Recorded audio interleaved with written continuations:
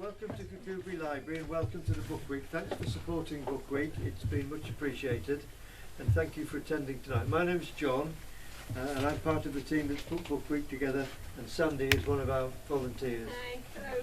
So what we'll do is we'll go through each category and let you know who's won what, and if each of you can read your story, that'd be excellent.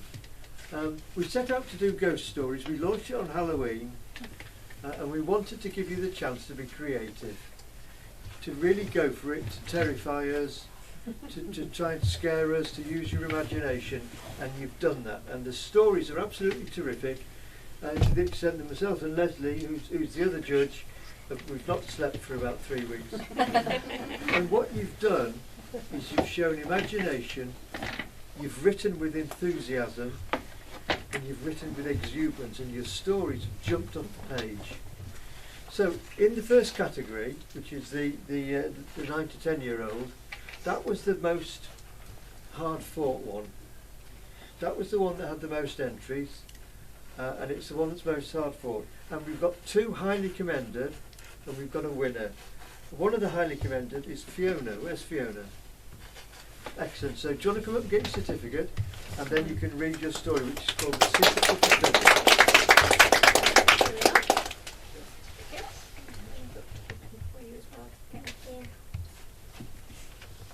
Secrets of the Fiddle.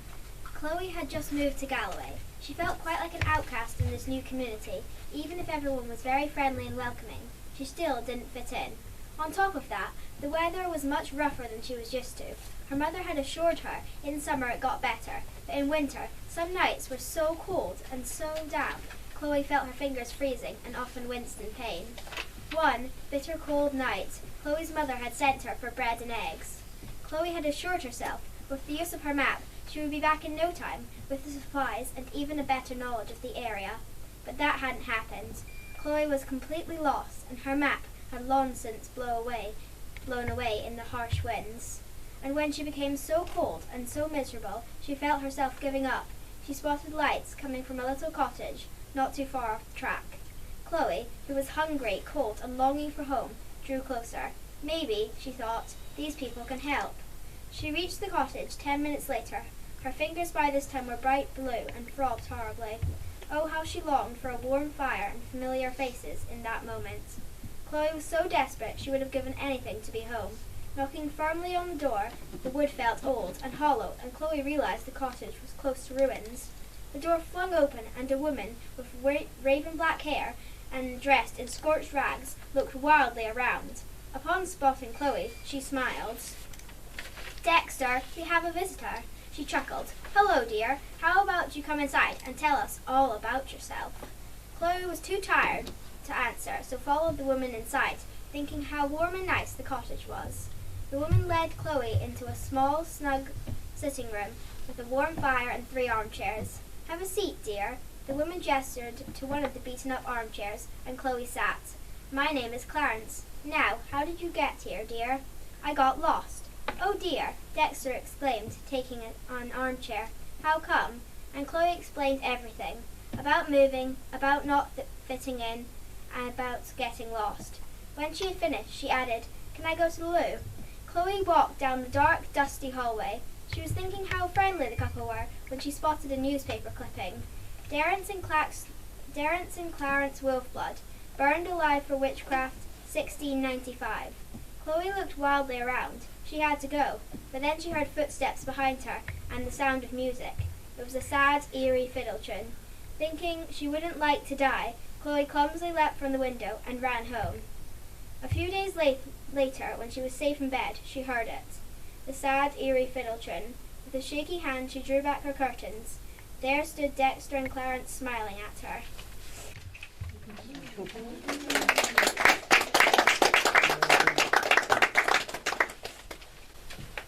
And one of the tricks of ghost stories is to make the normal scary, and and to play on our phobias and our fears. And one of my phobias is that last one, is opening the curtains at night and seeing somebody standing in the garden. So that's absolutely excellent. And your mum, I think it was, that emailed me as well, said that you worked hard on the on the story and you kept editing it. Is that right? Yeah. Well, that's the sign of a writer at work. Not being happy with the first draft or the second draft. I'm a novelist and I have about 75 drafts and I'm never happy with them anyway. Absolutely excellent, well done. The other highly commended is The Green Lady by Lucy Mitchell. And it's another one that works because it's told with sheer excitement and joy, and it jumps off the page. So do you want to read it for us?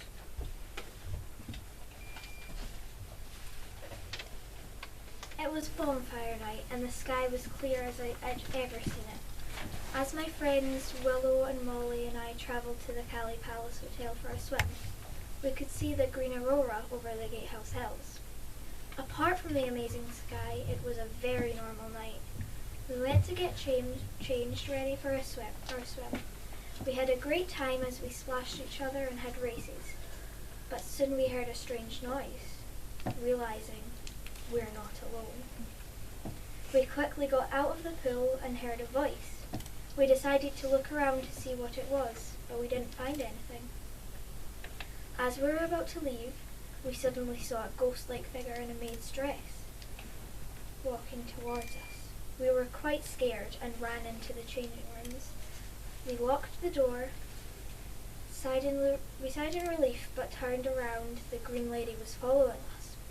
We all jumped back, and Willow almost fainted. I eventually found the courage to speak. "What do you want? Please don't hurt us," she said. "I'm not trying to hurt you. I need help." We all stared at each other and sighed in relief. "What do you need us to do?" I asked. "Will you help me find out why I'm still here?" she said. We all knew we had to help. The Green Lady appeared to be very sad and actually not so scary at all. Now we had spoken to her, we all agreed to help her, and although we were all still a little nervous, we started making a plan. Molly asked the Green Lady how long ago she was killed, and told us over 100 years ago. I suddenly had an idea. The hotel had a library with lots of old books. I thought one of them must hold the answer to the Green Lady's questions.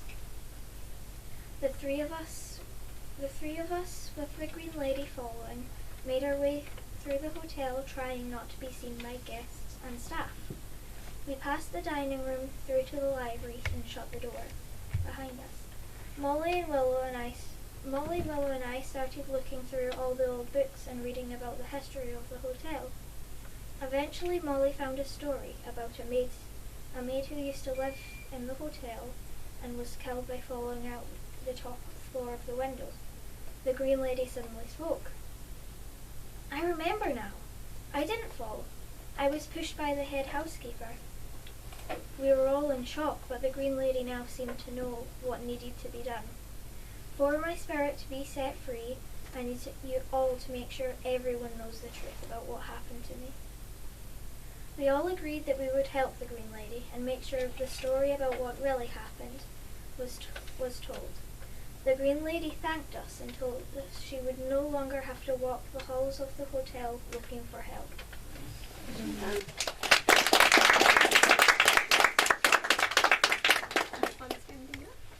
you. The winning story is by Lexi Patterson, and it's called The Book. And it won because of one reason. All the stories that you've heard tonight, and a lot of the others that entered, and there was a lot of people in this category, were well written. The one you've just read, it shows signs of editing. I suspect you wrote it and went back and rewrote it and continued to edit it. The reason that this one won is it's produced an image that will probably stay with you for a while. I hope it doesn't ruin your dreams. But Lexi, do you want to come forward and read your story? And you look so innocent, and yet you produce such terrifying images. On a dark day, I was walking through the woods. Behind me, I could hear leaves crunching, the noise getting louder and louder, and closer and closer. Nervously, I looked behind me and noticed a figure coming out from the shadows of the trees. At first, I thought it was someone new in town, but then, as the figure stopped and was fully emerged from the shadows, I suddenly realized it was not. It was a girl that I didn't know. I rubbed my eyes. Was I imagining things? She was covered in blood, and she had a knife in her hand which she dropped. Her mouth opened wider and wider until her jaw dropped to the ground.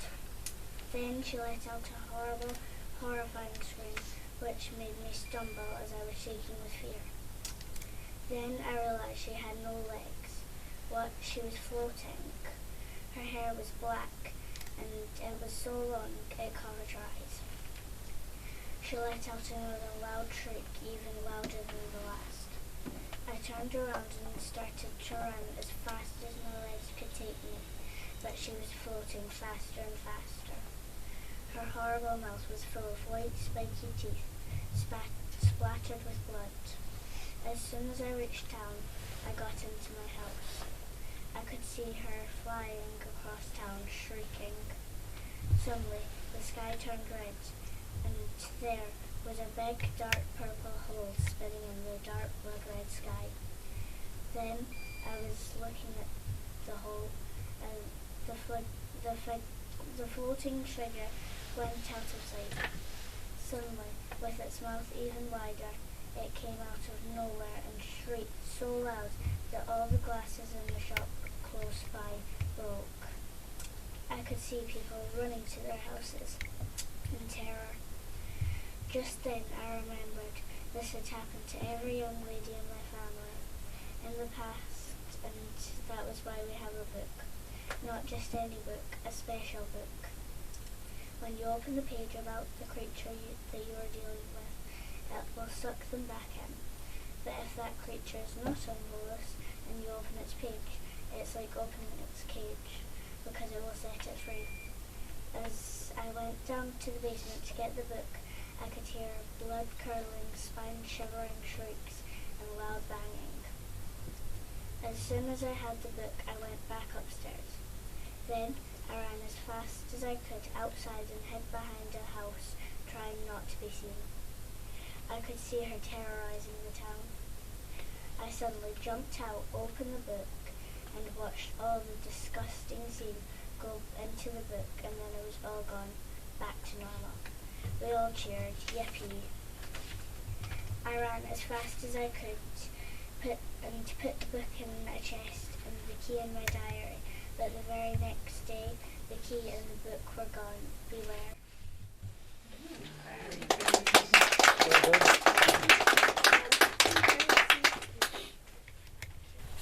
Well done. And we were very unfair when we set this competition, because we only gave you 500 words. And that was a challenge, because ghost stories typically are longer. They're slower, they build up slowly, and they gradually ramp it up. You can't do that with 500 words, because 500 words has gone very, very quickly. And so part of the challenge was to see the ability that you had to get it all into a story which had pace built up. And the thing that'll stick with me is the figure floating, screaming, no legs and all that. The two people who've won in the second category, neither of them are here because we had entries from all over Dumfries and Galloway, but it's Dawson Minardo and Connor Kelly. And what we're going to do is the Kirkcudbright Book Week site, we'll put these stories up tomorrow and you'll be able to see them. The last category is the oldest category, 13 to 15, and it was a tight contest really, but in the end it went to a writer that was brave, because this writer didn't actually just think, I'll write a ghost story and terrify them. I'll try something different. I'll try something that doesn't necessarily belong in a ghost story. And they tried to do it for laughs and went for comedy. Lachlan MacArthur, do you want to come forward, because I think you made us laugh. Have you got your story? I don't really like to read it out, but I can read it out. Sure. Yeah, I bet. Oh, you've got it.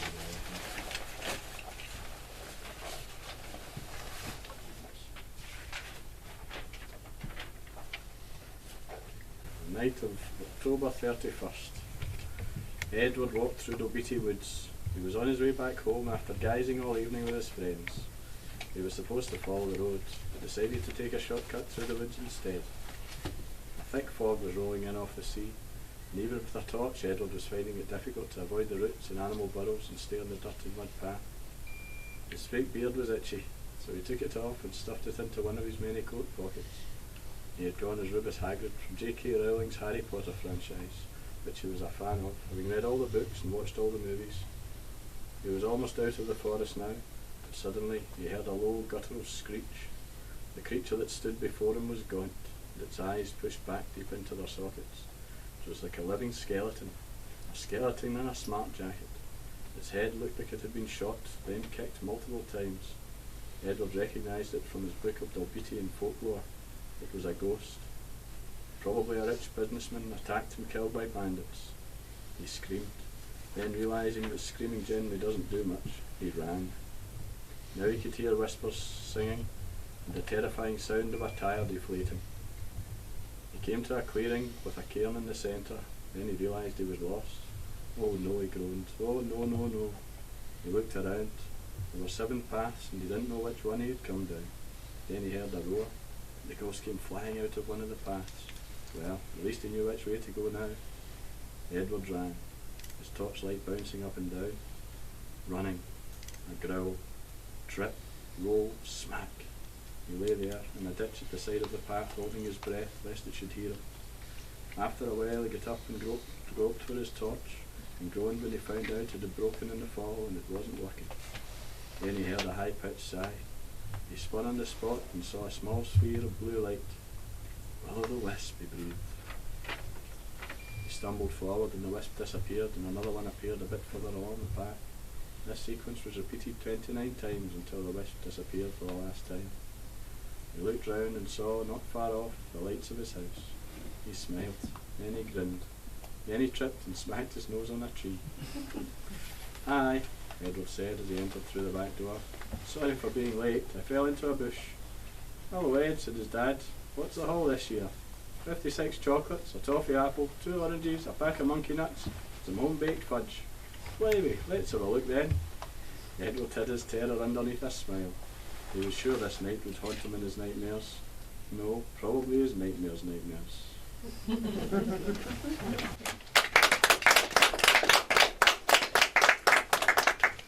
Come up and get this saw, would you? There you go, all done. Come and sit right Yeah, down. you know. So that's it. That's the thing. Well done, all of you. There is a pretty good chance that in about 20 or 30 years, you will all be published writers. Because in my experience, if you are this keen now, and you're prepared to put the time in and edit and think about your writing and learn your craft as it's clear you are, actually, eventually you will break through. Because you've clearly got talent. What we've heard tonight is talent on the page, really. So, thank you for entering. Well done. And if anybody wants to ask any questions about writing, I'm a novelist, so we can do that for a couple of minutes. Or if not, you can head out into the night and hope that the ghosts don't catch you.